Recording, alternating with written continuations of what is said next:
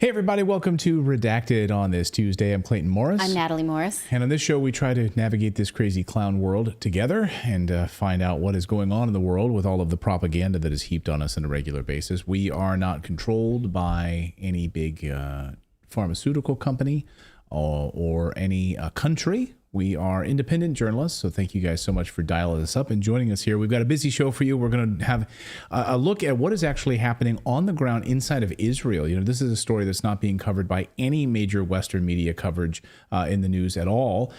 We hear what's going on college campuses, of course, and we hear what's happening in Rafah a little bit. But what is actually happening to Netanyahu and his government, which is teetering on the brink of collapse? We're going to talk about that tonight. Plus, why are your elected representatives dishing out protection for Israel? In fact, making laws to protect Israel. Aren't they supposed to be working for you? No. Working for the American public? If they worked as hard for you as they do for Israel, well, we'd have a whole different society. We're going to look at all of the ways that elected U.S. representatives are protecting Israel with legislation. It's so weird. It's not just the anti-Semitism law. There's a whole lot more than that. Plus, we're going to talk about the FBI's hiring practices. Congress is now investigating whether or not they've lowered standards in order to meet President Biden's diversity quotas. That does exactly seem what's happened. So we're going to look at that. Also, whistleblowers come forward on this Russian disinformation. Remember all of the hard work that Democrats were doing to try to, create the Steele dossier and using Hamilton 68, which was the dashboard that basically allowed them to upload fake and misleading information to try to discredit candidates. It was working in lockstep with the Biden administration. Tonight, we're going to look at this whistleblower and the new investigative journalism that has uncovered some major, major connections in all of that. So we'll do all of that tonight on the show. But first, let us know where you're joining us from around the world. We love seeing you guys. Thanks to the tens of thousands of you watching right now on Rumble, on YouTube, and on X. Nice to see all of you guys. Let us know. Ace99 is joining us. Van Bastos is in London tonight. Let's see. What else do we have here? We've got a lot of folks joining us from around the world.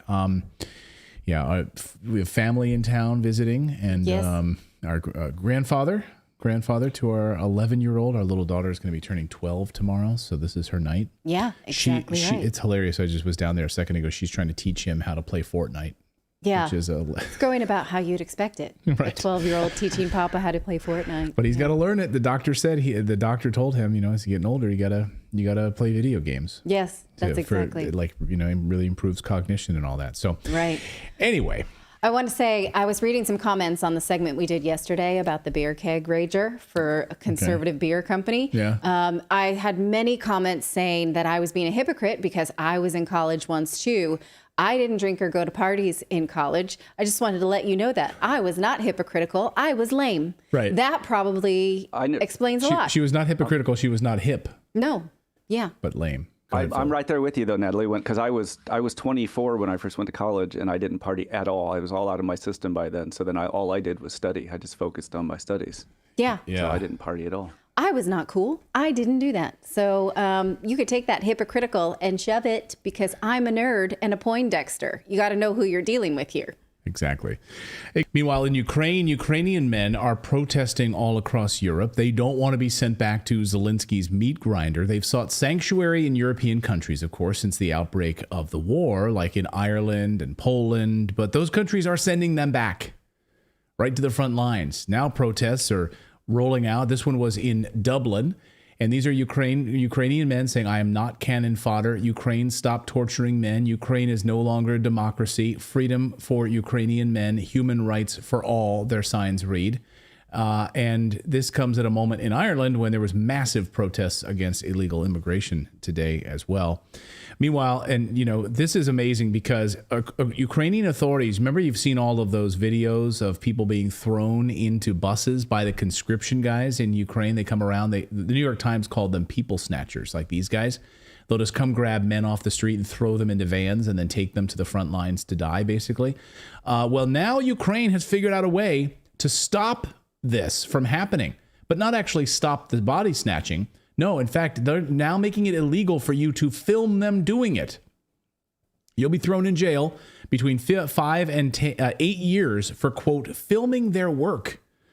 So you're not allowed to film these guys, the people snatchers in Ukraine anymore, and then post these videos on social media. So Ukraine has decreed this. This is a new law. You'll be thrown in jail for 5 to 8 years in prison if you do this. Meanwhile, just today, 6 people drowned trying to escape Ukraine by way of the sea because they are so terrified of the conscription laws that they literally just tried to swim away. This has been happening in increasing numbers. So dozens of people have died trying to get the heck out of there because they do not want to be used as bait for Zelensky's war. It's terrible. Yeah. He is a demon. He is a demon. And as Colonel McGregor was tweeting today, it looks like Zelensky is not long for this world. We will see whether or not he is in power for in the next week or so. Well, go ahead. There was just an assassination attempt that was foiled by 2 of his ministers. Exactly. Yeah. I just read that right before the show. Yeah. And so that was, they say it was foiled. I mean, where did it come from? Is it CIA? It's like, okay, you've used up your usefulness now. An attempt on whose life? Zelensky. Oh, geez. Yeah. So again, who is it? Is it people surrounding him? The CIA has like, all right, you've used up your usefulness. We got a good few years out of you, but you're done now. Ever heard of Alexei Navalny or Saddam Hussein? Because you're headed that way, buddy. Well, friend of the show, Larry Johnson, former CIA agent, had said that this was going to happen. He said this months ago. In fact, we should get Larry on the show. We should have. Well, I'll call Larry. We'll have him on the show. We'll talk about this tomorrow on the show. Okay, we got a lot more news to get to. We're going to look at Benjamin Netanyahu in just a moment. And is he finished in Israel? Like, this is a story that needs coverage. We'll get there in a second. But first, we want to tell you about our friends over at Shopify, because this is a great way for you to grow your business, launch yourself to the world, let the world know what it is you have to sell or show or offer services. Whatever it is, you can create it at shopify.com/redacted, because you have an idea, you know you need a website, but you don't know how to do it. Well, Shopify will help you do it. They have everything you need to grow your business. In fact, the Redacted store does run on Shopify because it's easy to use. They help us out. We're able to put all of our products up at redactedstore.com. So Shopify is the global commerce platform that helps you with every stage of your business, whether you're delivering daily digests or serving sensational scoops. Shopify will help you sell everywhere. They have an all-in-one e-commerce platform, and their in-person POS sale. Wherever you're selling, Shopify's got you covered. So right now, head on over to sign up for a $1 per month trial period. You got nothing to lose except $1. Give it a try. Go to shopify.com/redacted. One more time, that's shopify.com/redacted. Well, the corporate media, of course, is covering the protests on college campuses across the United States. Some of them are covering the Israeli bombing of Rafah overnight and the slaughtering of civilians, but almost none of them, I can't find any American corporate media that is covering the hundreds of thousands of Israelis who are pouring onto the streets of Tel Aviv to protest Prime Minister Benjamin Netanyahu, calling for his removal from power, and they're calling for a ceasefire. This is Israel. This is Tel Aviv. Journalist Dan Cohen is probably the only one covering this. He tweeted this a short time ago. If Israel agrees to the ceasefire, then Ben-Gvir and Smotrich will collapse the Netanyahu government and unprecedented upheaval in Israeli society will begin. Israel's gigantic internal rift, temporarily papered over by the trauma of October 7th and the war on Gaza, will exacerbate to new levels, potentially collapsing the state of Israel. So it appears that Dan, as one of the only Western media journalists actually covering this story, and Dan Cohen joins us now from Uncaptured Media. Dan, great to see you. Welcome back to the show. Hey, Clayton. So it appears, Dan, that the media in the West doesn't want us to see these massive protests in Tel Aviv against Netanyahu. I mean, let's start there. No coverage of this. I turn on Lester Holt on the NBC Nightly News. You turn on the CBS. There's no coverage of the tens of thousands of people that are protesting Netanyahu in his own country. Yeah, there's a massive internal divide in Israeli society that is basically ignored in the Western media. Nobody wants to talk about it. And I mean, that divide existed even before the events of October 7th, before this horrific war on Gaza. Last summer, in the summer of 2023, there were massive protests, largely by the same sort of class of people, liberals from Tel Aviv and that area, who were protesting against the judicial, what they called the judicial coup, the basically neutering of the Supreme Court in Israel and handing of basically all power to the Knesset. And the Times of Israel reported, I believe, that 28% of Israelis were considering leaving the country permanently. So it was already, the government was, the whole state of Israel, the Zionist project, was in a state of crisis before October 7th. And that speaks to the divide between the kind of Zionist left, if we can call it that, and the Zionist right. The Zionist left that wants to have sort of realpolitik and maybe a sort of permanent occupation and manage the conflict, and the Zionist right, which is more powerful, that wants genocide, ethnic cleansing of all the Palestinians, get rid of all of them. And that has been existing, once basically a total theocracy. Now, October 7th just poured a huge amount of gas on that fire. It basically upended the entire paradigm because, the whole idea of we can permanently occupy these people was discredited. Now, you could say it's discredited from a, human perspective and say, well, you can't do that. And not only is it's wrong to do, but it's also not going to work. Or you can say the right-wing perspective. You can take the right-wing Zionist perspective and say, well, you can't do that because you have your enemies just on the other side of that line, and they're going to plot to try to kill you, which is also true in a sense. So the kind of centrist big lie has totally been discredited. And I think that's really what's at the heart of what's going on here. So this giant internal rift, as you point out, papered over temporarily by October 7th, this rallying around of, so everyone raising the Israeli flag, of course, and the atrocities that we saw that day, and then the rallying of support to go after Hamas and end this once and for all. Now we're starting to see the rift once again. You say that the Netanyahu government will likely collapse if this ceasefire moves forward. Can you explain why? Why, if Netanyahu gives in, I guess, to this ceasefire agreement, which is now it seems like it's in place, however, Rafah is still being bombed, we can talk about that Netanyahu will be thrown out, and this is the collapse of his government? Well, as soon as the news was reported from Al Jazeera that Hamas had accepted this ceasefire proposal that was brokered by the Qataris and Egyptians, and apparently with knowledge of the United States, of course, then the onus is on Israel. What is Netanyahu going to do? And the Netanyahu war cabinet was scheduled to meet. But even before that, they started bombing Rafah. So their answer was very clear, even though it hasn't even been I don't think officially rejected. It's obvious the Israelis invaded. They took over the Rafah crossing, so that the actions make it completely clear. And I don't think Netanyahu at any point will be willing to agree to a ceasefire, because if he does, well, what will happen? Itamar Ben-Gvir, the national security minister, and Bezalel Smotrich, the finance minister, have said they will pull out of the government and it will collapse his cabinet. So then Israel goes to elections. Who knows what kind of government comes out of that? But really what happens then is the big lie that Israel can defeat Hamas and get the captives back is all exposed. I mean, since the beginning, Netanyahu has put out two contradictory goals. One, defeat Hamas. It's never been able to do that. It can kill a lot of civilians. It can drop a lot of bombs. It can cause all kinds of atrocities. But Hamas has the trump card in the tunnels.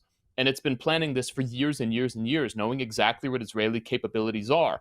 And on the other side, Israel says, we're going to use military force to get the captives back. Those are two totally contradictory goals, and he's basically speaking out of both sides of his mouth to the kind of two main camps of Israeli society, lying to both of them. So if he agrees to a ceasefire, Itamar Ben-Gvir pulls out, Bezalel Smotrich pulls out, then the big lie is exposed, and the Israelis who want the captives back, who are demonstrating in the streets, they're gonna be after him. And then his base of support that he has rode to prominence, and he rode to prominence in the 90s, the settler movement and religious Zionism, and that has kept him in power most of the time since the mid-90s, for most of 30 years, they are gonna be after his head too, because they're gonna say, you were supposed to exterminate Gaza. We're supposed to wipe all those people out, expel them into Egypt, whatever other countries, and build settlements there. And you lied. So first, you have Netanyahu, who has his corruption scandals. He's facing indictments. That's all on pause as long as the war goes on. And then so that's one level of it. Then you have basically the big lie of Zionism providing security, of the whole Netanyahu paradigm of, we're going to keep Gaza down. We're going to permanently occupy them. Same with the West Bank. And that will work. And that will just work forever. But obviously, it does not. You cannot keep your boot on someone's neck permanently, especially as, you become complacent and you privatize different parts of the military and you want it to be a smart military. And eventually, that person who you are keeping down is going to figure out your weakness and is going to make a big move to attack you and change the situation. And that's what happened on October 7th. And as soon as that truth becomes clear to enough of the Israeli public, then Netanyahu is finished. So he will never agree to a ceasefire, as I see it. I mean, it seems right? Why would he agree to a ceasefire? The war gives him cover, right? He's allowed to use sort of war powers, the indictments that are against him, the criminality, the criminal indictments that are basically held in status. It's like, we'll go after you legally once this war is done. He's like, well, great, I'm going to keep the war going. I mean, even if Gaza is ethnically cleansed and pushed out, I've seen, of course, analysts pointing to the fact that, well, Lebanon would be next, right? I mean, this is not just an end to it in Gaza. This would be continued on, so Netanyahu remains in some sort of power, right? Yeah, and I think that's where we could see really the split, because obviously Netanyahu and Israel, broadly speaking, is completely dependent on the United States for military support, for diplomatic and political support. And, Netanyahu has said, okay, Hamas's command and control center is under Al-Shifa Hospital, and they attacked Al-Shifa and committed atrocities there. It wasn't there. They said Hamas is under Khan Yunis. They went to Khan Yunis. That Hamas wasn't, they couldn't do anything there. Oh, now they say they're under Rafah. So it's basically the last place in Gaza that they can claim that we've conquered the other areas, even though they haven't actually defeated Hamas as a military command structure in any of those places. The command structure, and I'm not talking about a guerrilla resistance of all disparate cells. I'm talking about where in one part of Gaza, the leadership can give an order for militants in another part to carry out an attack, an operation. They can guide it and tell them exactly what to do. That all still stands.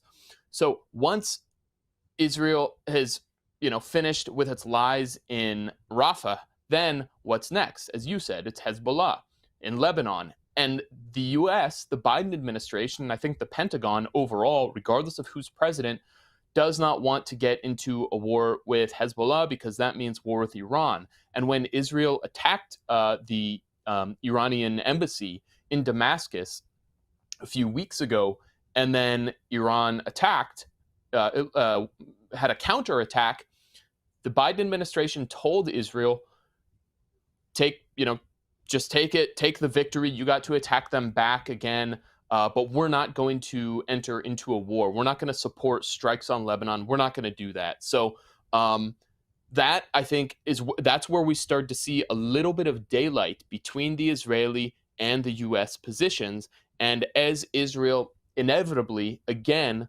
attempts to escalate on that front, which its leadership sees as an inevitability, and its think tanks, they all say, Hezbollah has to be wiped out. I mean, how can you, according to their logic, how can you have this military force right on the other side of that border that wants to, that rejects you? How can you let them exist? So when that escalates again, I think you're going to see more and more daylight between the U.S. and Israeli positions, and that's where there's a possibility of somehow Israel being forced to accept a ceasefire, some kind of change in the U.S.-Israeli relationship, because that is what is making all of this possible. Yeah. So then all of the Palestinians in Rafah wiped out and killed. So they have nothing else to say that they're here now in Rafah. So they clean out totally. Then they move on to Hezbollah. And then, of course, then it becomes war with Iran, and the United States will say, okay, either, you have Senator Lindsey Graham, of course, who would love to do that, would love to go to war with Iran. You have a bunch of neocons that would love to do that. But I think the cooler heads might hopefully prevail, because we would lose a war with Iran very clearly. So this is unbelievable where this is all heading. I mean, I have friends and sources in Tel Aviv, downtown Tel Aviv, sending me videos from their buildings, like looking at the tens of thousands of people on the streets down below, telling us Netanyahu is finished. But again, the Western media won't cover this story at all. Dan Cohen from Uncaptured Media. I encourage all of you to check out his great reporting. Follow him on X. He is one of the clearest, most sensible voices on what's happening there right now. Dan, great to see you. Great to see you, Clayton. Thanks, Dan. Appreciate it. And we should go ahead. He did a great job with that. I'm so glad for his explanation and his context on that. Yeah, I mean, he spent so much time in Gaza. Like, for naysayers out there, they're like, oh, he doesn't know what he's talking about. Have you been to Gaza? Do you understand the context of this? Have you spent your life researching this? Right. So yes, and as Meow Scenario says, this is why I love Redacted. Can't find any news like this on mainstream media. Love the other takes on this war. So thank you for that as well.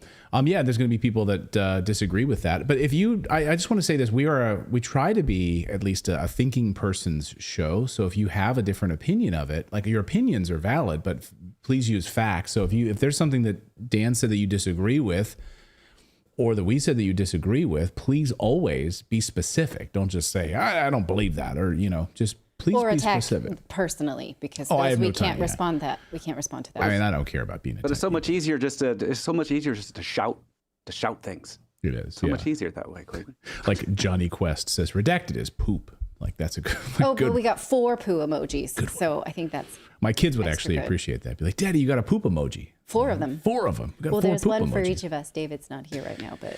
I'll take that. Yeah. They always say when you're getting criticized like this that you're over the target. Mm-hmm. When you're getting criticized by trolls, you're over the target. I'll rebut the poop later. I'll think about that. We'll dive into the poop later. All right. We have got more news to get to here on your Tuesday. We're going to talk about why Congress continues to protect Israel. Well, we know, right? I mean, how many of them are taking money from Israel? By the way, we are a show that doesn't take money from any of these people, and we are not bought and sold by any of these governments. And we also don't take money from the pharmaceutical industry, the biopharmaceutical complex, or governments. We don't take any money from APAC. We don't take any money from lobbyists. We don't do any of that stuff. So we have a few sponsors on our show that support us, and that's about it. So. Well, we'll tell you about one. We're going to tell you about Genucell because we're going to talk about that. And then we're going to talk more about Israel in a second because they sponsor our show. They do not ever tell us what to say. So if you'd like to support us, you can support them. And they have a Mother's Day sale coming up. It's the most popular package for 70% off if you go to genucell.com/redacted. So, I mean, who doesn't want skincare for your birthday or Mother's Day? If you're a lady, you like this kind of thing. Even my daughter, she's having her 12th birthday tomorrow. And my nephew says, do you want lotions for your birthday? Because I'd be pretty upset. And she's like, yes, I do. It starts young. That's exactly what she wants is face creams and lotions. He's like, I want a soccer ball and soccer cleats. She's like, I want lotion. Yes, I want all these lotions and soaps. She's a girl. We love this stuff. So right now you can get 25% off their already awesome Mother's Day sale prices, making this Mother's Day sale Genucell's biggest and best ever. Treat yourself with some luxurious face cream. Get rid of those wrinkles or that dry skin. That's a great way to start off your springtime. It takes out under eye bags. There's a buffet of products that will help you feel special, youthful, and vibrant, and not dry, which is the opposite of what you want going into the hot summer months. So check out their 70% off plus an extra 25% off anniversary discount on top of top selling packages during the Mother's Day sale for Genucell. Once this sale is gone, it's gone. So order yours right now and also get the jawline treatment for a more contoured, defined jawline. So you can only get it at genucell.com/redacted. Get your free spa box and 2 bonus gifts and free shipping. Once again, that's genucell.com/redacted. Oh, I like these emojis. So redacted is the goat. I like that. Goat emoji? I'll take that. I'll put that up there. Thank you. It's Lizzie. I'll put that up there. I'll take it. Redacted. So real quick, you were talking about, was it Eve? One's the lotions? Ava. Yeah. Sorry. The middle one. I don't get them confused. I get the names confused. But so my daughter has OCD, and she one of the things is she feels like her hands are always dry. Yes, so me I've too. got probably 60, 70 bottles of lotion just everywhere. There's so much lotion in this house. Girls like that. Yeah. Yeah. It's too much almost. I think I must have been in a past life like an Egyptian stone worker because I always feel like, do I have dry hands? I can't stand it. It's like one of my biggest fears is dry hands. So I always have lotion stacked around the house. So yes, I'm with you, Adelaide, just like that. All right. Why are U.S. lawmakers so busy making laws and running errands to make Israel great? Why is that when their job is to be elected to represent the American people? It's very perplexing. Now think about it. You elect a senator. They should be busy with things that matter, making your state better. But why instead are they so worried about who does business with Israel? Who threatens Israel? Why are they making legislation that you can't even talk bad about Israel? It's so weird, right? This is just a short list of all of the things that your elected U.S. lawmakers are doing. And in my opinion, the most egregious acts of Israel pimping, they were not elected to do this. How is this in your best interest? So first of all, just this week, just within the last few days, they threatened the International Criminal Court over threats to Israeli leaders. That one's rich. They passed anti-Semitism acts. They block UN peace resolutions like it's a full-time job, and they kill off peaceful resistance movements like the BDS movement. Could this be perhaps because only 7 elected representatives in U.S. Congress do not take money from the Israeli lobby? Could that be it? Is it really the simplest answer is the answer? Just follow the money. Isn't it always the case, right? I mean, exactly what we were talking about in Israel about the destruction of Gaza. Just follow the money. They want to turn it into an oil port. I mean, the $500 billion, $600 billion of oil and natural gas that are sitting right there, oil, the United States and Israel will, of course, reap the benefits of that. So you've got to kill all the Palestinians. You got to move them all out of there, right? You can't have them there. So yes, follow the money. So I thought today we'd go over a little review of everything your lawmaker is doing to protect Israel so much. And then think about two things. One, how you don't feel protected in your own home state. And number two, how the U.S. absolutely wants every country to hurt Russia in one way or another, but they're busy playing defense against harm against Israel. So here's case in point. A group of 12 senators sent this letter to the International Criminal Court threatening severe sanctions if the court follows through with the requests to arrest Israeli Prime Minister Benjamin Netanyahu and other Israeli officials for their violations of international rules of war. Now, what's hilarious about this, hilarious so much I did laugh out loud, is that the U.S. is not a member of the International Criminal Court. Neither is Israel. They both have avoided that on purpose because they don't want to be held accountable for their own war crimes. So they literally decided not to join, but they are comfortable sending nastygrams like this with a straight face. Look at what this letter says. It says Israel's issuing arrest warrants for the leaders of Israel would not only be unjustified, but would expose your organization's hypocrisy and double standard because you haven't done this for the Ayatollah in Iran or President Bashar al-Assad in Syria or any Hamas leaders or Chinese President Xi Jinping. They don't say why he should be, arrested, but they just say, we don't like these guys and you haven't done that. And so, if you issue a warrant for the arrest of Israeli leadership, we will interpret this not only as a threat to Israel's sovereignty, but to the sovereignty of the United States. Do you think that if you're an American citizen, that threatening Israel threatens you? Do you want your elected representatives doing this? They say, we will not tolerate this. Target Israel. Look at this strong language. Target Israel and we will target you. If you move forward with the measures indicated in this report, we will move to end all American support for the ICC. Which is what exactly? Yeah, what sort of support do we even give them in the first place? We're not a member. We purposefully turn our nose up at the International Criminal Court because we carry out war crimes on a regular basis. We are illegally occupying Niger. We've been told to move, and we did not remove our forces. We are illegally occupying Yemen and Sudan and Syria. All war crimes. We carry out war crimes against civilians on a regular basis. This is why we are not allowed to. We don't want to join the International Criminal Court because we will be held to account. Right. But then this letter, it ends with, you have been warned.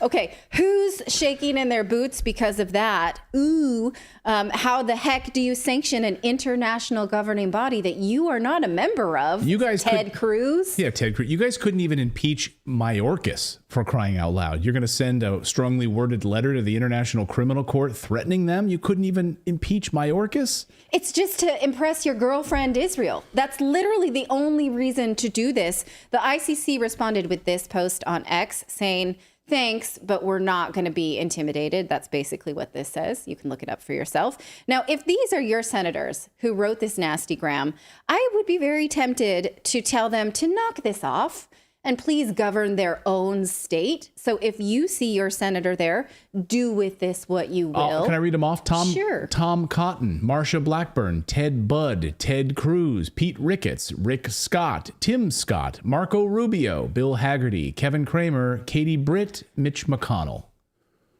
Not surprising to see these names on that They're list. so busy saying, back off our girl, Israel. Back off. Mitch McConnell, of course. Okay. Now, in addition to this, U.S. lawmakers last week passed the Anti-Semitism Awareness Act. It defers to the International Holocaust Remembrance Alliance, we're going to call them the IHRA, to define anti-Semitism, and then says if you do any of those things, you will not get federal funding for your school or your program or whatever the heck it is. Now, as Clayton said yesterday, it basically destroys the entire meaning of anti-Semitism, and it is affront to free speech. It defines anti-Semitism as any criticism of Israel and any generalization about Jewish people, or even, this is interesting, take a look at this, even true mentions of some of the more powerful media or government positions. It says accusing Jews as a people of being responsible for real or imagined wrongdoing. So even real things you can't say, because that would be anti-Semitism. You also cannot make mendacious, dehumanizing, demonetizing, or stereotypical allegations about Jews, such as having power or media or economic positions of power. So the bill does nothing other than police speech. Threatening or harming Jewish people was already illegal. So why are lawmakers doing this? Again, is it to impress their girlfriend Israel? It's certainly not for you. I don't think the the American people get much out of it.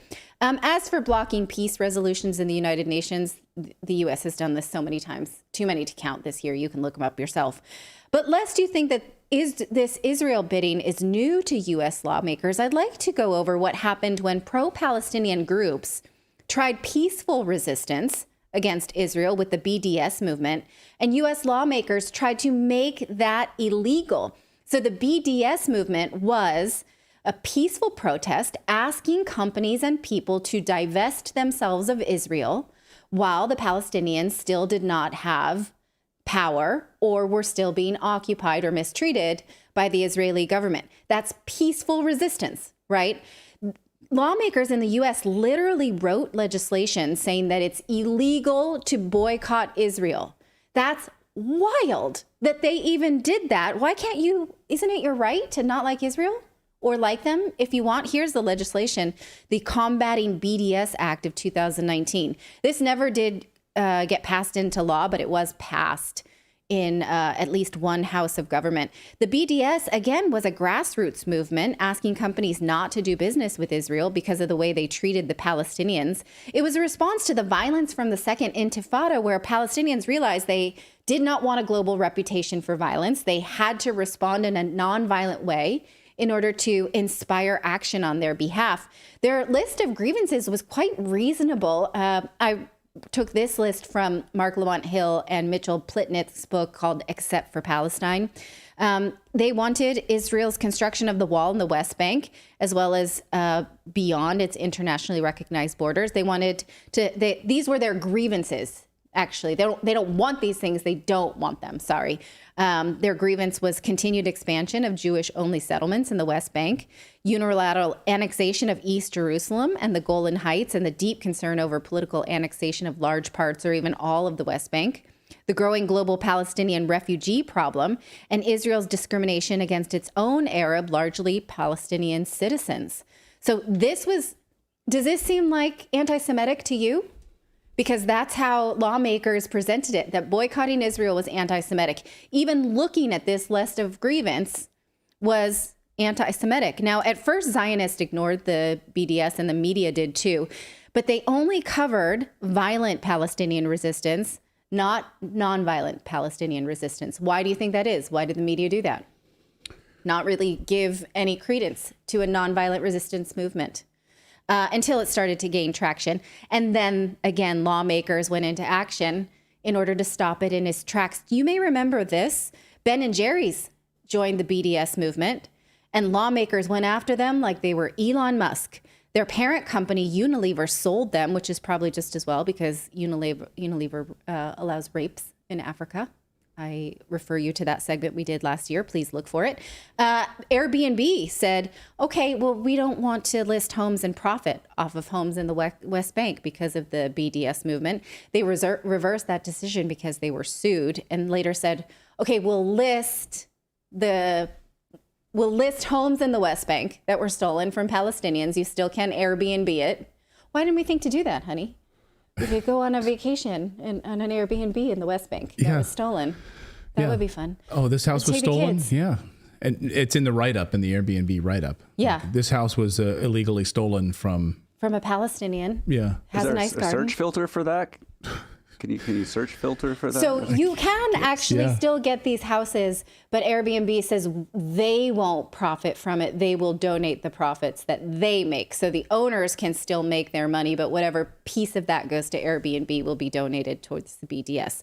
Now, I know I'm always speaking out against stakeholder capitalism, and the BDS movement is definitely an example of businesses doing politics, which I'm generally against, but I am for their right to do it. I think they should have a right to say we don't want to do business with Israel. And that is, in fact, what lawmakers wanted to make illegal, to not do business with Israel. And in fact, the courts decided it is their right. And if they revoked their right to participate in the BDS movement, that would be a violation of their freedom of speech and their First Amendment rights. So this went to the courts, and the courts sided with BDS that companies still do have. So why do U.S. lawmakers try to make it illegal not to do business with Israel? And why did they take a peaceful protest and shut it down? At best, they're playing bully for their bud Israel, but at worst, they shut down a peaceful protest. And then what did we get? A violent one on October 7th. So you see what I'm saying here? Right. Is it in anybody's interest? No. It never is. It never is. I mean, all you need to do is read Ilian Pape's Ethnic Cleansing of Palestine. All you need to do is read The Israel Lobby by John Mearsheimer. Read some books. And the entire point of the Israel Lobby book by John Mearsheimer is that never has it helped the United States to be involved in any of this. It has actually hurt the United States. So when you're like, someone in the chat just said, I love your show, but I hate when you go on an anti-Israel rant. It's like, this isn't anti-Israel. It's actually not. It's actually anti-Congress kissing up to Israel and at the detriment of the United States. That's what this is a rant about. So it's about, why do someone I elect do this for Israel? No one asked what constituents want this. Hey, I'm so glad that you solved this problem of like not clean water in Michigan.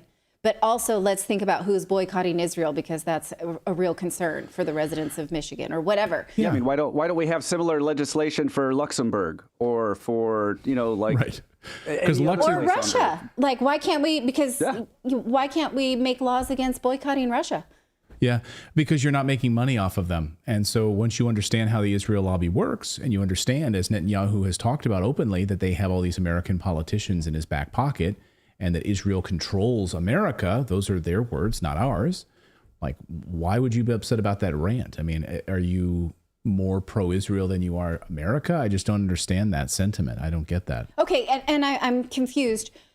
Raise your hand, who wants their elected representatives to make laws protecting Israel? Who in any Western country wants that, and why? Just tell me, because I can't compute it. So let me know what you think. We'll start a poll in the chat. We can't do a poll on the Rumble chat for some reason yet. Hopefully Rumble's working on that, but we'll put it up on our YouTube chat. Should U.S. politicians, what's a good way to phrase that? Should U.S. Politicians... Well, I mean, I don't know how to generalize. Like, this ICC letter is so absurd. What is it they're doing? Should they run defense? Should they spend their time protecting Israel?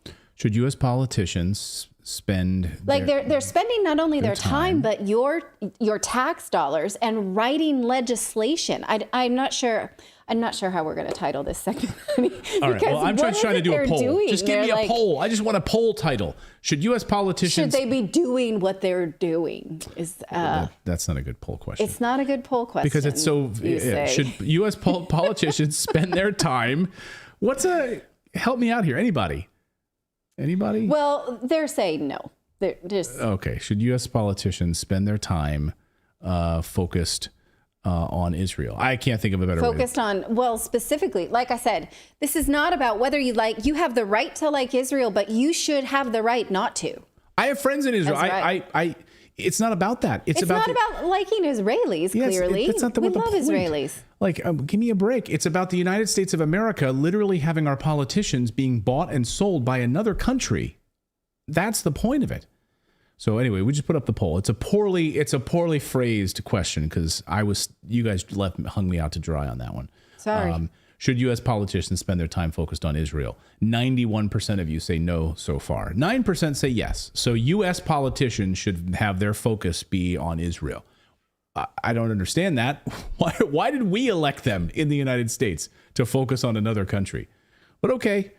I guess 9%. That's how the world works here. Anyway. But why? But why do you think that's in your best interest? Is it just because you like Zionism? That's valid. That's valid. Like, I really want Israel to succeed. And so I want my politicians to... Yeah, like as an American, do you wake up in the morning and the first thing that you think about is Israel? Like, that's what you care most about? That's you You care Right. more. You're free You have to every say right that. to do that. You're in America. You have every right to do that, right? It's a free country, freedom of speech. So yeah, let us know in the poll here what you think about that. All right.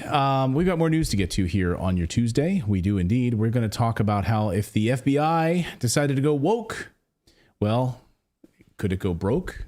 Could it have fewer recruits? No, because they're going to keep taking your tax dollars. So the FBI can go as woke as possible, but now they actually get a new building built. That's how it works in Washington, D.C. Mike Johnson can funnel money to the FBI, and they're spying on Americans illegally. That's the way it works. We'll talk about that. Plus, Hamilton 68 exposed and the Russian disinformation campaign. And all of that. So we got that coming up here. So yeah, get on the poll right now. We got a lot of people.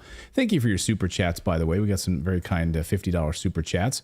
Babies for matzo balls, peace for Palestine, Mike Glasso says.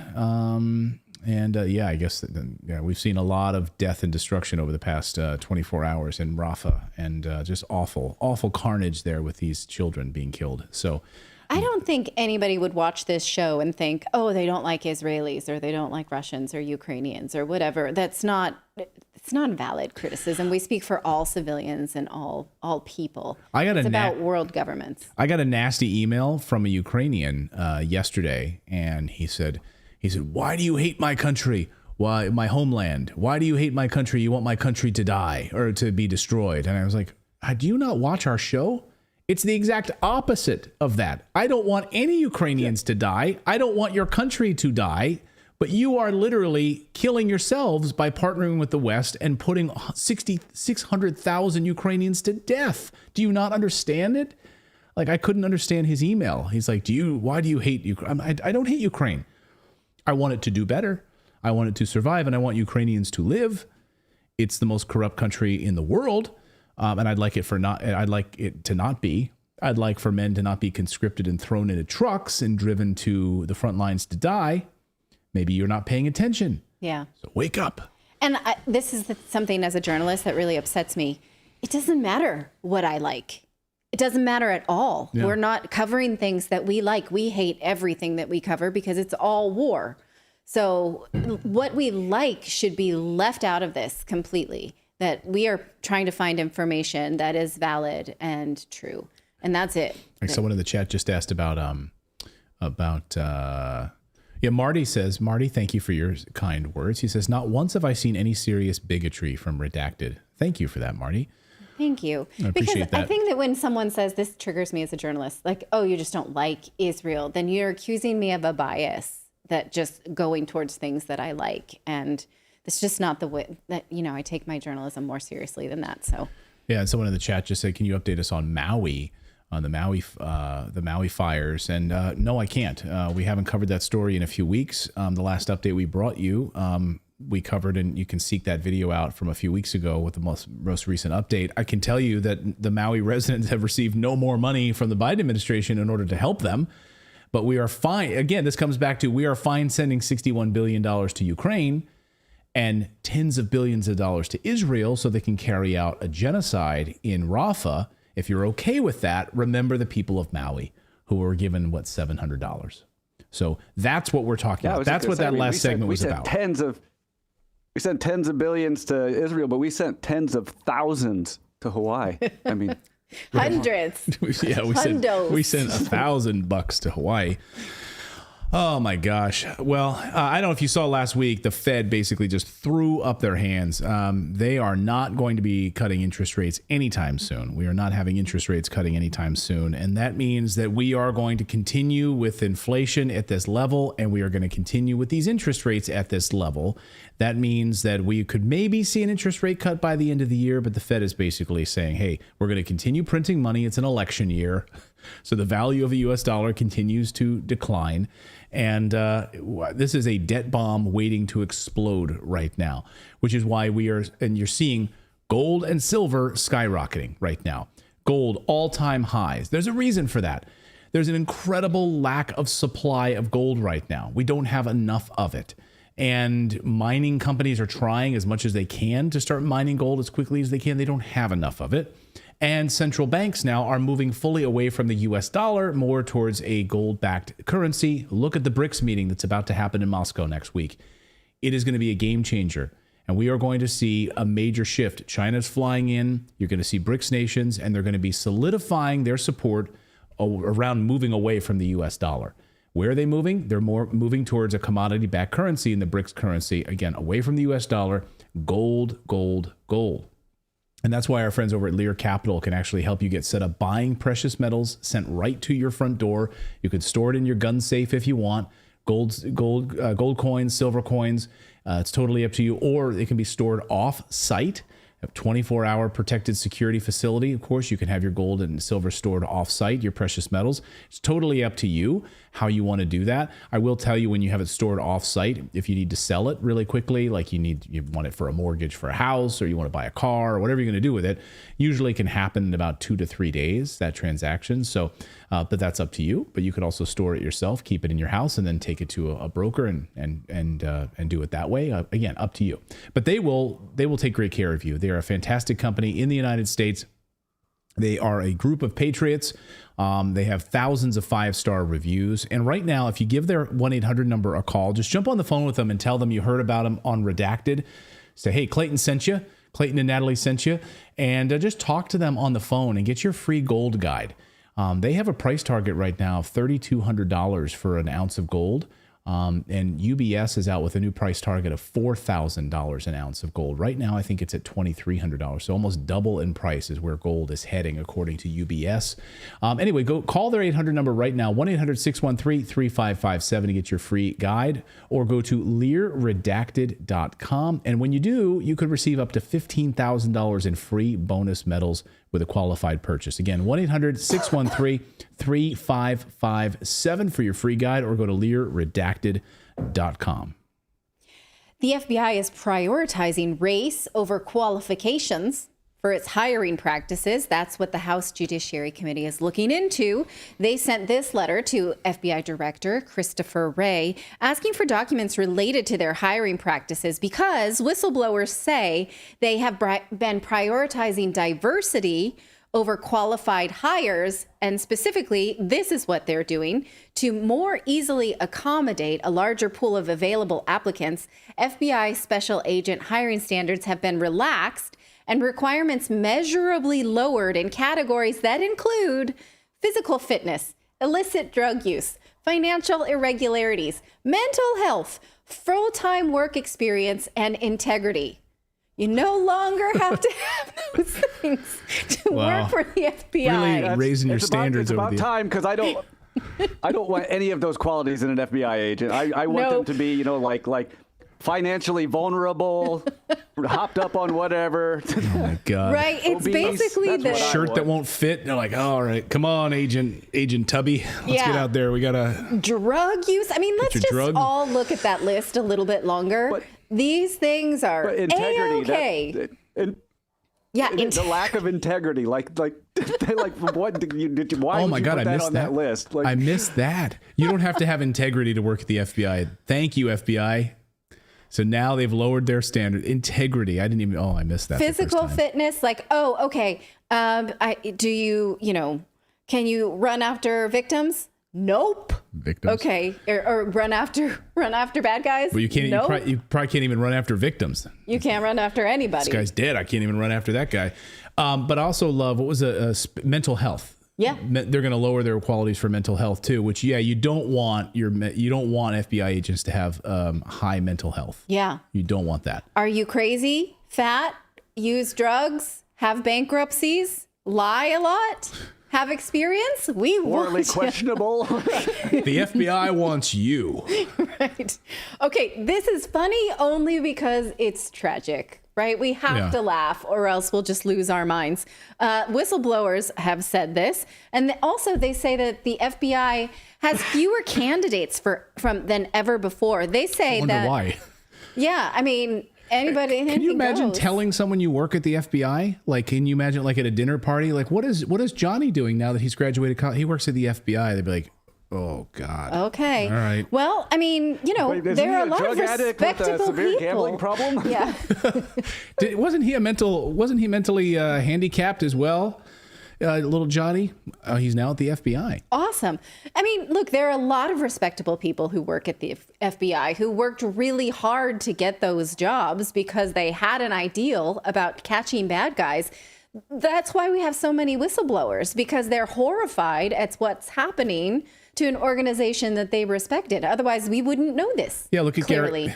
Garrett O'Boyle, like an American patriot. I mean, and these individuals Garrett O'Boyle, who, quit the FBI and turned whistleblower once he saw, of course, what was happening at these different field offices targeting Catholics. You're going to go into church services. Like that's the Americans we're targeting now. Yeah, this is on the list. Now, what they say is they have so few applicants, and so they can't even be choosy anymore. Look at these numbers. They say that from the mid-90s until the early 2000s, the FBI had over 100,000 applications on file at any given time.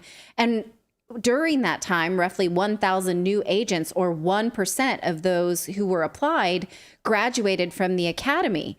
So 1% completion rate of 100,000 people who wanted in at any given time. Now they say they have only an estimated 48,000 applications on file. What that pass-through rate is, who knows? It's probably a lot higher than 1% because they need them and they have no standards. So they're asking now the FBI, have you lowered these standards in order to meet the president's diversity mandates, or in order to meet historically low application numbers? The mandate that they speak of was put into place, it's this one, on day one of the Biden administration, ordering all federal government agencies to ramp up the university in historically underserved communities. Now the Republican-led committee is saying that this has made us all less safe with less qualified agents at the helm. This is from the letter from the Congress saying the FBI's hyperfixation on hitting Biden's DEI initiatives rather than qualifications that make the best federal law enforcement candidates and officers has created a climate within the FBI that puts the American public and American civil liberties at risk. And then see here, he lists examples, like you said, the Richmond office targeting Catholics, the pre-dawn raid on pro-life advocate Mark Huok, and the FBI's nefarious role in ensuring the Hunter Biden laptop story was suppressed. Now that happened, though, that's not necessarily fair to blame that on Biden because it happened under Trump, the suppression of the Hunter Biden story, in order to clearly get Biden elected. So, this just shows that some natives are in charge at the FBI and were before the Biden initiative. But given that there are so many whistleblowers now, it shows that most agents know that this is fundamentally wrong and they want their agency to return to a place of integrity.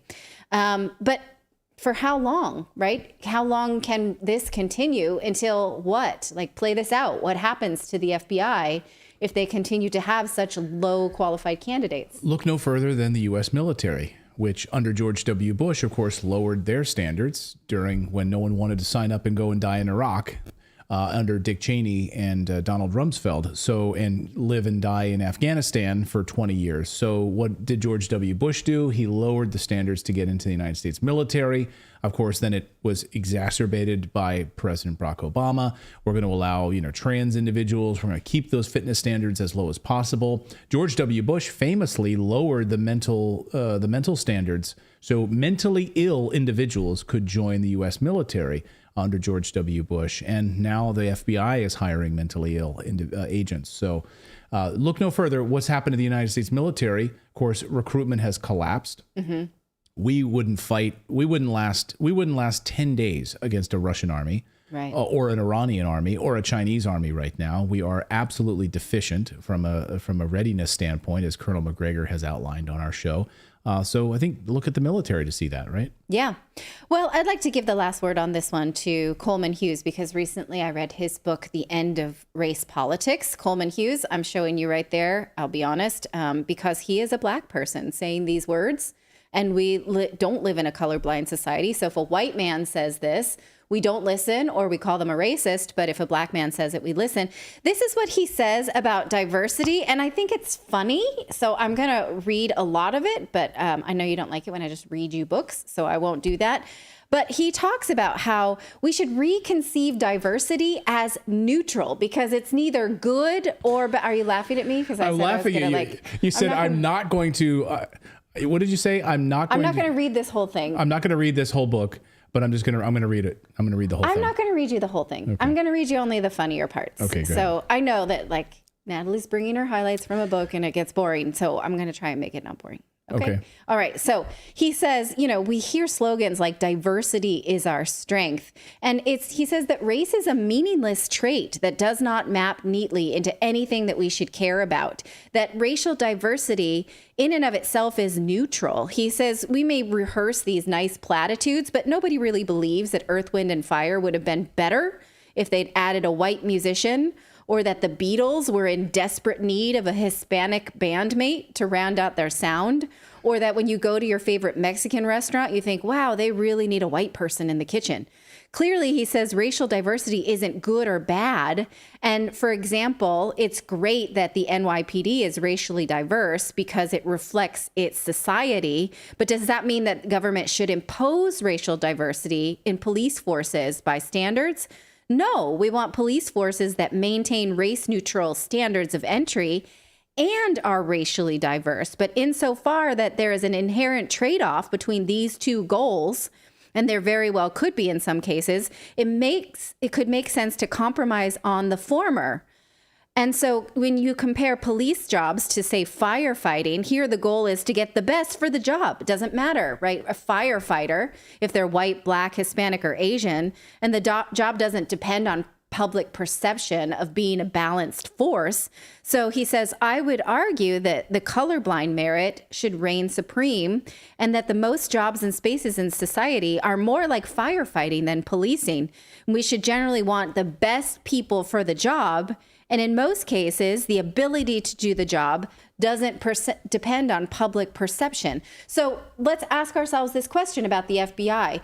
If it's too white, do we think that they don't function? If it's too male, if it's too fit, if the personnel body of like the group of people who take on FBI jobs, does it depend on public perception of their makeup, of their diversity, or should we just want the most qualified people? So has it turned out indeed that the FBI has gone astray? Do you think the Beatles needed a Hispanic band member? What do you think? Is diversity neutral or is it good? Let us know. Instead of a drummer, instead of Ringo Starr, Julio Sanchez. Yeah. On the drums. Or I don't know. John Paul, George, and Julio. And Joao. And Julio down by the schoolyard. Right.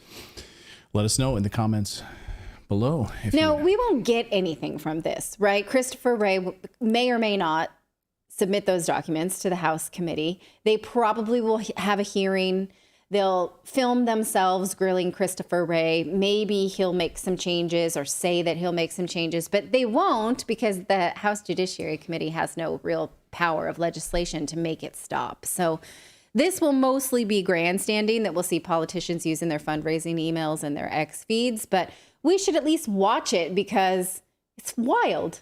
It is wild. It is wild. Let us know in the comments below what you think about this. Danny T says, despite the sorrow of the day of today, Redacted informs us better and about Natalie can find a reason for a smile, appearing moments that make the day survivable. Thank you, Danny. Pono888 says, Natalie, I bet if you just made a channel of you reading books, lots of people would subscribe. Oh, thanks. See, I'm coming with There's my an books. idea. That's what I do. Natalie's book corner. Well, she'll just sit and she'll just there'll be like a fireplace and a cat. Mm-hmm. And you'll just like pet a cat with a book. And you'll be like, welcome, everybody. It'd be like an ASMR channel. Welcome to Natalie's Book Chat. Cats. You know this. Today, we are going to read for 10 hours. Just buckle up, everyone, and grab a cup of tea. It'd be like have you ever seen the Nick Offerman drinking scotch around Christmas time? Yeah, oh yeah, yeah. Like this, like it's just 4 hours of he doesn't say a damn thing. He's just sitting there like with a glass of scotch, and he's just sitting in a room and just drinking his scotch. It's the best. Our kids, they once tried to do drawing videos like they do kids drawing videos on YouTube, but we didn't have a camera going down at their drawings. So they're like, okay, we're going to teach you to draw dolphins today. And then the whole video was like this. Their foreheads. Yeah, you couldn't. Yeah, there was nothing. They didn't like have that. any shots of the pictures. It was just their foreheads. It was like 4 they're minutes. like, isn't our of them pictures good? looking Like, well, we this. can't see them at all. But okay. They're Thank like, you. look at our great drawing video. We're going to be famous on YouTube. Hey, Zebra, thank you so much. Yeah, we my try not to daughter- be predictable. My daughter but does we- a bunch of TikToks of her because she's a digital artist. Sorry, but like she's Yeah. a digital artist, and so she does her little TikToks of her actually showing like the drawings and stuff. It's pretty good. Oh, that's much better. She'll have to teach our kids how to do it. So, Zebra, we try to cover, like 4 or 5 of the big stories of the day. And the biggest stories right now clearly are what's happening in Rafah and in the Middle East right now as the United States gets dragged into this. And are we going to see thousands of people slaughtered? So, yeah, that's one of the biggest stories of the day. We're also going to talk about Russian disinformation today. This is a story that no one else is covering, but we will cover it here on the show. Hopefully that's not too predictable for you, Zebra. We're going to talk about Hamilton 68. If you don't know what Hamilton 68 is, then you can educate yourself in this next segment, because we are going to interview Paul Thacker, who's an investigative journalist, one of the best in the world, and he has uncovered through his connections with the whistleblower more information about the lengths to which these companies were releasing disinformation to try to discredit the American election, to try to get Joe Biden elected, and how all of that played out. And so we're going to fill in some blanks here. This is part of this new knowledge piece where this company, of course, was pushing this disinformation out there. So hopefully you will stick around for that. Paul is up next. We're going to talk to him in just a second. But first, I want to tell you about our friends at American Financing, because despite everything the Fed has been trying, right now we are still feeling the effects of inflation. Filling up your car, grocery shopping, home repairs, everything is more expensive right now. And most of you are paying these bills with a credit card. Credit card debt has skyrocketed, $1.3 trillion right now on American credit card debt. If you're a homeowner, there is a way out of this. You need to call my friends at American Financing. They can put together a plan to pay off that high interest credit card debt and create meaningful savings for you every month. They are saving people just like you an average of $854 a month and closing in as fast as 10 days. That's right. So don't wait. Get yourself into a better position. Call their salary-based mortgage consultants today. It costs nothing to get started. And if you start today, you could delay 2 mortgage payments on your house, giving you greater savings up front. American Financing can help get that monkey off your back. Here's their phone number, 866-890-8434. Write that down, guys, if you have a pen and paper, 866-890-8434. Call them today, or visit americanfinancing.net/redacted. That's the number. See, that's the URL. You have to go to that one for them to know and make sure that they'll take care of you from Redacted. So americanfinancing.net/redacted.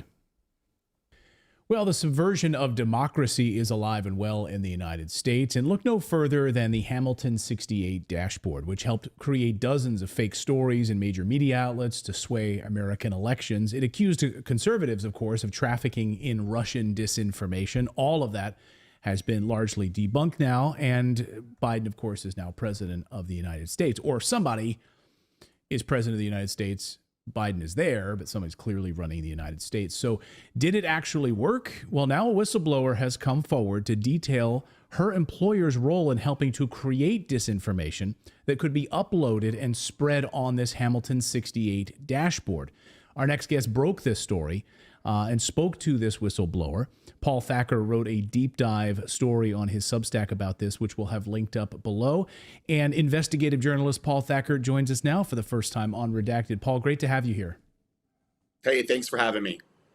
So I think maybe first, before we get into Betsy, which is the whistleblower you spoke to, maybe it would be instructive for our audience if you could explain a little bit about how Hamilton 68 as this dashboard, what did it actually do? How did it function? So I didn't follow the stories when they came out in 2015, 2016. I first learned about Hamilton 68 when Matt Taibbi wrote about it. He wrote about it because he'd gone to Twitter like me.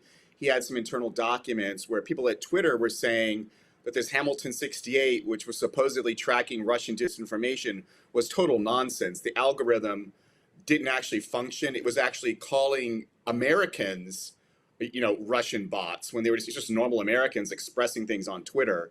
And so he uncovered that whole issue through these internal Twitter emails with Yoel Roth, who was at Twitter at the time, dismissing Hamilton 68.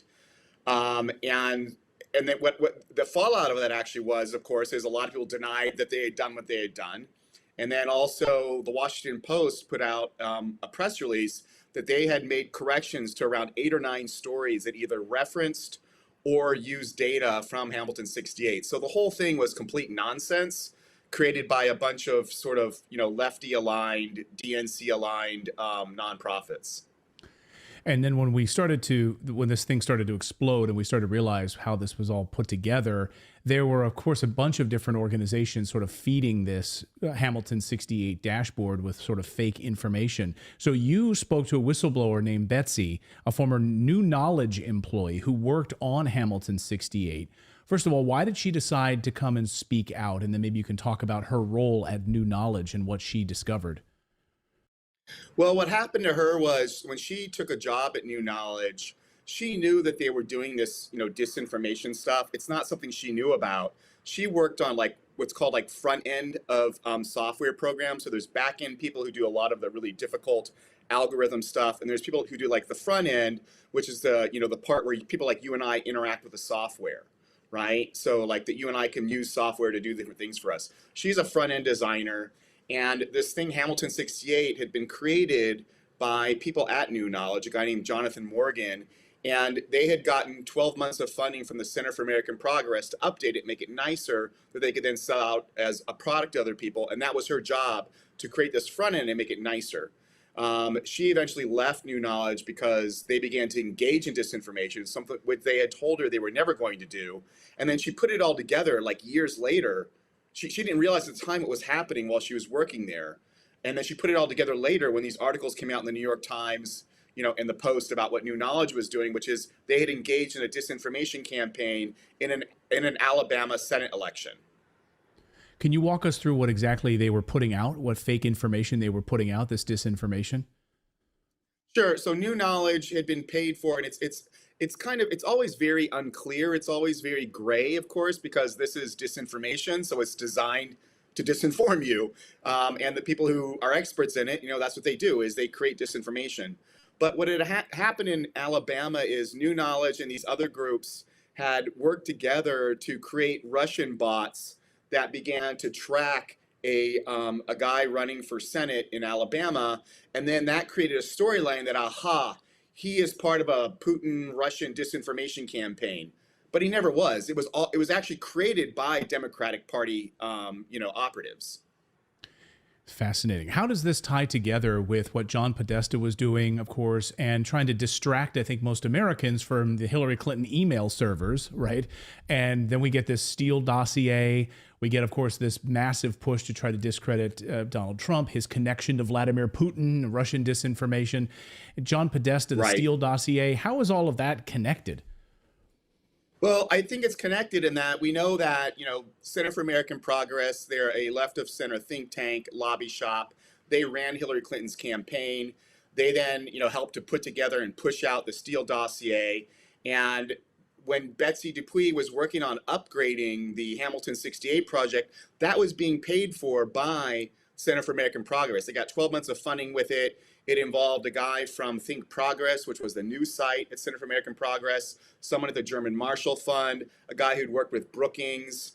So all these kind of, left of center aligned groups, they were all using this idea of Russian disinformation, right, to tag and target people they didn't like, mostly Republicans. I asked her specifically, do they go after Bernie Sanders peoples, because that was also, that's a theme also now, is that, if you don't support right now, if you don't support more funding for Ukraine, then you're Russian disinformation, whether you're left or right, right? Right. So it's basically, I think the people in power, what I like to explain it is, it's DNC aligned, left of center corporate Democrats. And if you stray to the left, if you stray to the right, they're going to come after you and call you Russian disinformation. So there's this idea out there that it's conservatives being attacked, but that's not true. It's everybody that's being attacked. Anyone who's not aligned themselves with the Democratic Party, the Biden administration, they're going to be called Russian disinformation.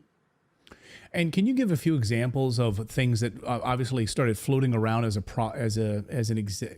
direct result of perhaps her time at New Knowledge? I know you said it's sort of a gray area, but when we talk about Hamilton 68, and sort of the flood of fake posts that were showing up, whether it was on Facebook or Twitter, or even just suppressing other information? What sort of pieces of information were sort of being used and pushed out there to discredit and discredit conservatives?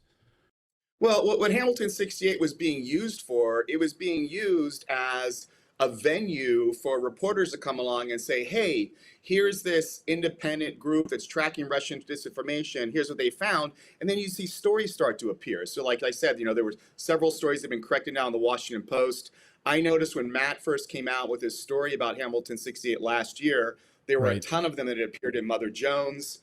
Some of them are on national TV. Jonathan Morgan went on CBS News, the guy who ran New Knowledge, to talk about Russian disinformation. So it wasn't just like on social media.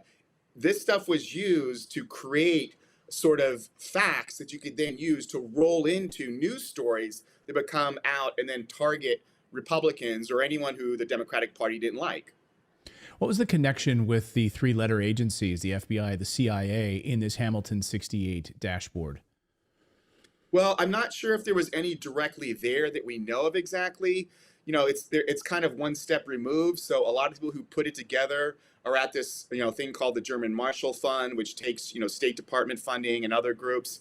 But while the final straw for Betsy Dupuis when she was at New Knowledge was they started off, she had thought it was originally going to be for like corporations. So corporations are being attacked. We're going to sense these disinformation campaigns to attack your products or your brand, and we're going to help you deal with that. So what she found out, though, is the company began to hire a bunch of NSA people. Sort of like review bombing, right? Like if a competitor was going to go up and like review bomb their competitor, they would sort of help protect you from that, like terrible Amazon reviews and stuff like that. That sounds pretty noble, right? That's good. Activist groups, whoever it might be, whether right or wrong. But what she found out was that the company started to change. They took on a co-founder who'd come from the NSA. And then they began hiring a bunch of NSA people. And by the time she had left, I think there'd been something like 11 former NSA people who joined New Knowledge. And then they got a grant from the Department of Defense to create automated disinformation for elections. And this automated disinformation, they'd already tested it in Alabama, and it had been successful. And so now they got a grant from the Department of Defense to do automated disinformation. And she said it was targeted at American elections. And that to her was too much. I asked her at the time, I was like, if I was at a company and they were getting grants or a contract to do election disinformation, the first thing I'd be doing is calling a friend of mine who knows election law. I'm like, are we breaking the law? Like, what's going on here? She didn't really understand those things. She was just very concerned about like what her job was doing. They had offered her equity stake in the company, and she was looking at what the company was doing, and she was saying, we're going to destroy our reputation. And that's, of course, what happened. New Knowledge is gone. It became Yonder, became bought by another company. All these companies move around. They change names. So that's what I was gonna get you out of here on this question, Paul, which is, is New Knowledge still there? Are there pieces of it that still exist? And is Hamilton 68, this dashboard, still up and operational in some capacity? I find it very hard to believe that these things disappear into the ether and then they're done. We're going to look back on this 20 years from now. Can you believe what they did in the 2020 election? Good thing we've totally changed in the United States. Is this stuff still working? Oh, it's still out there. The Post reporter who covered this, he went on NPR, and I saw his interview, and it was great what he said. He's like, the only thing I know what happened with this whole entire, election disinformation campaign that New Knowledge ran in Alabama is that everyone denies what they did. No one seems to know that they were involved. The one person I think that's most interesting out of all of this is Renee DiResta. She went from New Knowledge. She's now an academic at Stanford. She's considered a disinformation scholar at Stanford University. She was involved in the Project Alabama, Project Birmingham in Alabama, the election disinformation campaign. And she's now quoted regularly in the Washington Post and the New York Times as an expert on disinformation. So it not harmed her career. She's moved up. That's how you get promoted. I mean, this is the same thing. Yeah. I mean, Nina Jankowicz, you fall on your feet and you get elevated and you get promoted in these positions. Right. It's unbelievable. You get impeached you get promoted in the United States. I said I was going to get you out of here a second ago, but I'm curious now. It seems like this strategy has morphed, less so maybe about disinformation, maybe more now about censorship in a way. I mean, we're certainly seeing the big tech company collusion, of course, with the government. We're seeing, YouTube coming out, revising their policies a few weeks ago to talk specifically about the 2024 campaign. They're going to be targeting and downranking content which doesn't come from places like CNN or MSNBC or Fox News, and they're going to be really removing independent media, independent journalists, and stuff like that. So it seems like, has this morphed into more of a censorship industrial complex than a disinformation industrial complex? Whenever I see academic disinformation researcher, I call that censorship research. It's all about providing a sort of patina of academic gloss to provide cover for government agencies or big tech companies to censor us. And what you said exactly, this is the one thing we haven't even talked about very much, because we haven't cracked it all. How are people getting ranked on Google? I can tell you right now, all the Substacks out there, they're not even like cataloged on Google. I know that I don't even know your show, but I can I know your show is going to be hard to find on Google. Anyone who is not at one of the big companies that's willing to line up behind the Democratic Party, they're going to find that you can't find their information, their show, or anything that they have on Google. And that's one of the biggest things I think they're doing, is they're trying to control what we find when we go looking for information.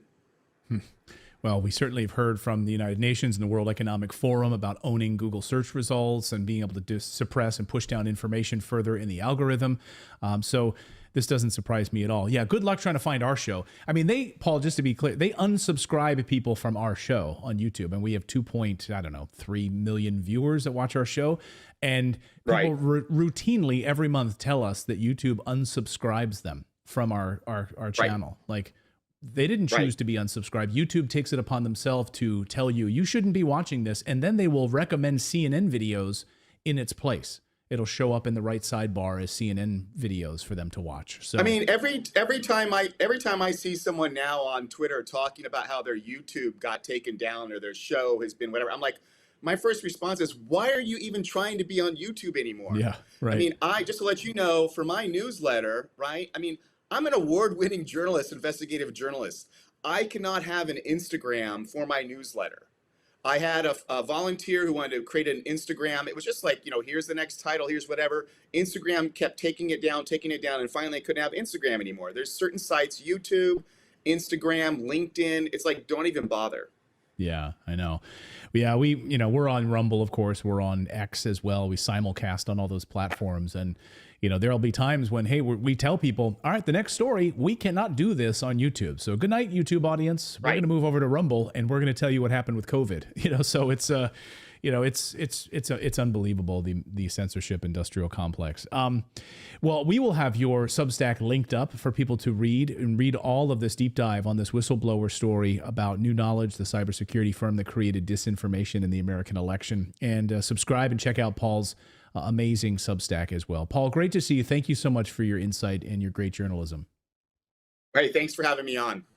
Wow, thank you, Paul. That is unbelievable. You should read some of Paul's great journalism on his Substack. I mean, he's broken some amazing stories. So we need more investigative journalists like Paul out there doing this work. So thank you to Paul, and thanks to all of you for joining us tonight here on the show. We really, really appreciate it. Please subscribe to our newsletter. We have a daily newsletter. If you just go over to redacted.inc, it's not .com, it's .inc. Put in your email, and then you have to click submit, and then you will receive a welcome email from me, which is Clayton@redacted.inc. That's my email. You can shoot me an email and say hello. And then you just need to confirm that you want to receive the newsletter. So that's all you need to do. You'll receive a welcome email. Now, what'll happen is a lot of times the newsletter will wind up in your spam folder.